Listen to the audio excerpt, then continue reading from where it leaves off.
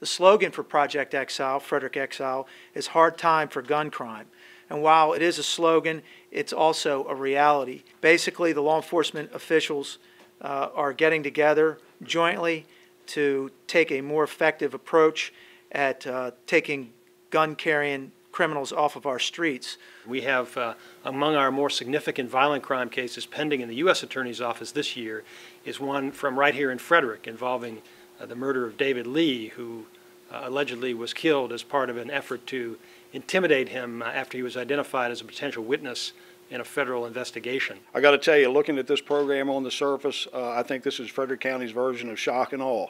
It's probably what I see, again, on the surface, maybe the best crime-fighting initiative we've seen in a long time. So I'll just say this, I'm looking forward to it.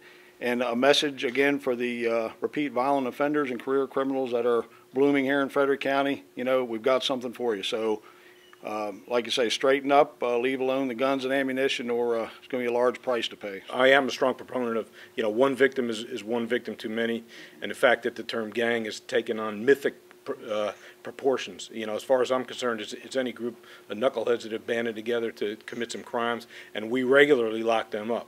This gives us a tool to look at the different kinds of evidence that we recover, whether it's a bullet or some other kinds of things, and depending on their criminal history. And we're talking about, you know, bad guys here, you know, not somebody that made a mistake.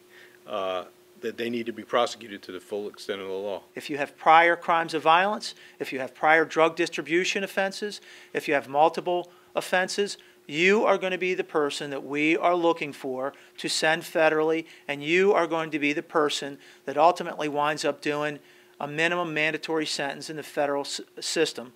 And you're going to be exiled from Frederick, because oftentimes the sentence that you're going to serve is going to be in Oklahoma, it's going to be in Colorado, it's going to be in upstate New York. It is not going to be in Hagerstown, which is a 20-minute drive for your family members and the other thugs that you associate with.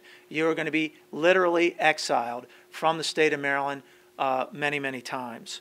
To the criminal element out there that is going to be targeted by Frederick Exile, the message is, stop what you're doing now, find another way to make your living and make your life.